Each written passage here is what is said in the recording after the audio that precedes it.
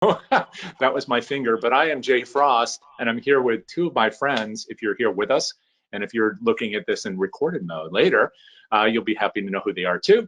And they are, of course, I don't know if you're seeing the same sequence I am, but Taylor Shanklin and Clay Buck, coming in from different parts of the country where it's probably a little chillier than it is here. Hard to believe on this January day, but really happy to welcome them and anybody who's watching here to the very first thing we're doing in the DonorSearch Mastermind series. This is a really important extension of everything we've been doing since mid-2016, where we've been having all these great flash classes or webinars, bringing people like these two incredible folks to you in the form of flash classes or webinars. But now we're also going to be doing things like the blog that they've just written. That's appearing momentarily over at DonorSearch. So take a look for that. We'll put it in the comments section here when this is posted to YouTube. And that blog is really something that's going to be juicy to jump into. I'll be asking them a question about that in just a second. And also this livecast, first of these, and then finally their flash class and a podcast you'll hear more about in a few minutes. But I'm going to stop talking and introduce my friends here. So Clay, Taylor, please say hello. Hello. Hello. Cheers. And What's up? Ironically, Jay, sorry, I have to mention it because before we went live, you were talking about notifications on your cell phone, right? And Taylor's schooling us on how to stop notifications, and all of a sudden, all of my emails start dinging. I'm sorry. Okay, so we should have gotten on 20 minutes sooner and gone through this, guys. That's right. So occasionally, if you see us going and touching our computers or our phone, that's the reason. It's the notifications. I'm not. And by the way, drinking my coffee. Yes. Okay. So if anybody wants to hear more about Chihuahuas, please let us know in the comments section, and you will be on the list. That's right. So where are you guys coming in from today? Where are you today, Taylor? I am in Sugar Mountain, North Carolina, which is basically Candyland, and where I live. I moved to the mountains this summer, and so now I'm here. So you said, oh, wow, it looks like you're in a cold place, and I actually legitimately now live in a cold place, and I have to recycle my same 3 sweaters every day. Okay, well, you need your address so we can all send you one after today's live cast. But thank you for coming in. No. Candyland, yeah, I think of the game. That's yeah. my fault. Yes, and so how about you, Clay? Where are you coming in from today? I am in my home office in beautiful Las Vegas, Nevada. I'm actually just outside of Las Vegas in a little unincorporated town called Paradise. Oh, wow. So Paradise and Sugar Mountain. I live in Herndon, Virginia. That's how unexciting is that? But the reason you're here, of course, is because, among other things, you just talked in a blog about a really important topic to both of you, and you're going to be presenting a flash class on this topic soon. But just by way of introduction, I think we started talking about this because of the Rogare report. Is that right? Yeah. Right. So maybe you can tell us a bit about that report and how you came to be involved in that, and particularly the chapters that you wrote for that really important report. Sure. Clay, Taylor, you want to start? Go? Okay, yeah. I'll go. So Rogare is a think tank in our field, and Clay and I got involved in different levels of partnership with Rogare last year about putting together a report that really called out critical areas of fundraising.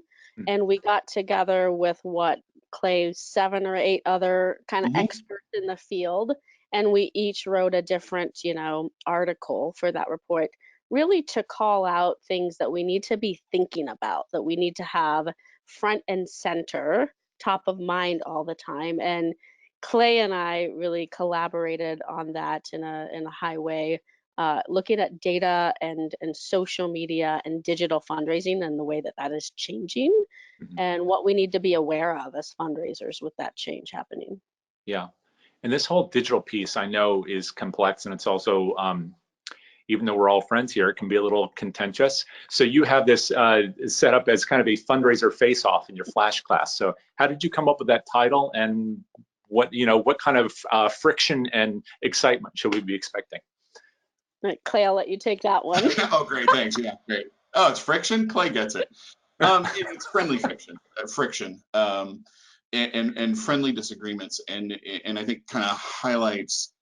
I mean, both Taylor and I we agree fundamentally, but we both see, especially when it gets to social media, we both see it just slightly differently, and where the strength and the focus for a fundraiser needs to be. And honestly, it came out of, you know, prepping for this and talking about doing this flash class and presenting the Rogare report. And again, as Taylor mentioned, there were about 8 or 9 on the task force that wrote the U.S. critical report on, you know, all different areas. It's just that Taylor and I had social media and technology. And if there's one thing we do agree on, it's, should you embrace current tech? Absolutely, 100%, right? But then how you use it. And this debate is not just me and Taylor. If you follow fundraising Twitter at all, you'll see going back and forth on, you know, folks who use Facebook this way and others who use it this way, and how people feel about it. So I think our quote unquote friction, you know, sort of highlights the very important dialogue that's happening in the sector. Yeah, absolutely.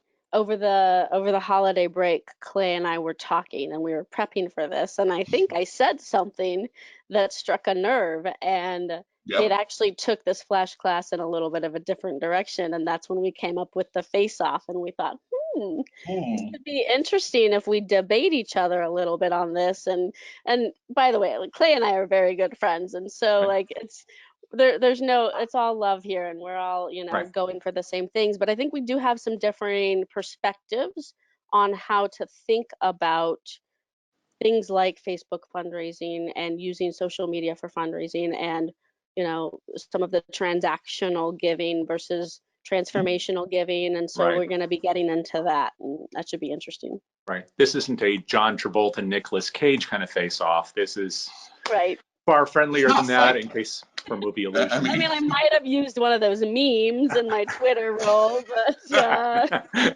Oh, speaking of which, so how can people find you both? Because I know that's a big thing. You both are pretty good posters in the Twitterverse. So how can people find you on Twitter to be a part of this conversation too? Clay, you're bigger in Twitter. I'm T Shank Soars on Twitter. I'm very big on LinkedIn. I do a lot of posting on LinkedIn. I've just figured out the platform better. I tell people I'm bad at Twitter. So if you want to see better content from me, go to LinkedIn and find me, Taylor Shanklin, or T Shank Soars on Twitter occasionally. Clay kind of keeps me honest there. Yeah, and I'm exactly the opposite. I love LinkedIn, and I'm there. You can find me T Clay Buck, which is the same. I'm pretty much the same everywhere. T Clay Buck on Twitter, at T Clay Buck, and it's been far much too much time on Twitter. And was informed yesterday that I have lost a little of my trademark snark and sarcasm. So we're working on bringing that back. Sorry to hear that. I'm sure you'll recover soon. I know. It's a thing. Your gifts are still there. Or are they GIFs? Or is that another matter of contention? Graphic interchange format. Graphic. Which, I'm sorry, it's just a thing. Graphic interchange format. I really didn't know that's what it stood for. It's like Edgar at the SEC. Nobody knows what it stands for anymore. Wow, very interesting. Okay, so I don't want to give too much away, but in your blog, at least I know you mentioned, Clay, that Facebook hit the $2 billion mark. Yep. Right. So, but neither of you just mentioned Facebook as you were talking about your own usage. But Facebook is a big player in this whole game. Pluses and minuses, without giving too much away from your flash class. How do you feel about Facebook taking so much oxygen in the space for philanthropy on social media? I think it's okay. I know a lot of people don't feel this way. I think it's not going to always be Facebook, and my perspective is that we need to start listening to where donors are, and we need to start adjusting to their preferences and just the world that we live in, and then figure out our strategies around that. The technology is always going to change, and we need to be ready for that, and we need to adapt. And that's my perspective, is right now it's making a lot of money. Let's figure out how to adapt to that in the best way. And my take on it is, do what you can do, and do it well. Invest your time and strategies in the proven places that are going to pay off, and they're going to be worth that time and investment. Is Facebook one of them? Maybe, right? It's where is the biggest and best response that you can manage and tell your stories well is going to be. I mean, into where Taylor and I do converge and agree Yeah. is we have to be where our donors are. And it's going to be changing. I mean, tech is just going to keep changing. So we got to be ready for it. But let's not throw all of our eggs in one basket just because there's been, some success in one area. Yeah, it's funny because 10 years ago, this conversation wouldn't have been like this, right? No. We wouldn't have been talking to the same channels. Yeah, but we've been talking, though, change. direct mail has been dying for 30 years that I know of. That's right. I mean, I did think it was dead. No kidding. It's not, and it never has been. But for whatever reason, I know. We've wanted to kill it for ever since I've been doing this. But you're right, Jay. The conversation would have been different. But 25 years ago, the conversation was, "Ooh, should we be online? Should we have a website?" Absolutely. Yeah.